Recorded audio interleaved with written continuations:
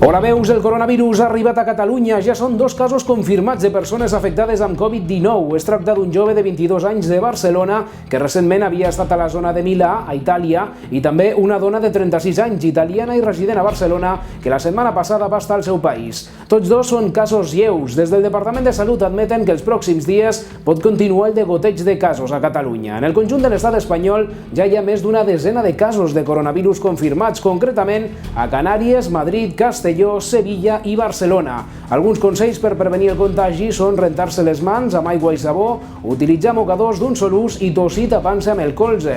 L'alerta del coronavirus ha provocat que l'estoc de mascaretes s'exhaureixi a la majoria de farmàcies de l'Estat, tot i que les mascaretes quirúrgiques redueixen el risc de contagi d'infeccions respiratòries, com ara el cas del coronavirus. Des de l'Organització Mundial de la Salut asseguren que el seu ús no és recomanable en persones sanes, sinó que estan justificades per persones que tenen una infecció. A més, experts expliquen que les mascaretes quirúrgiques no són útils i que les realment efectives són les tipus FFP2.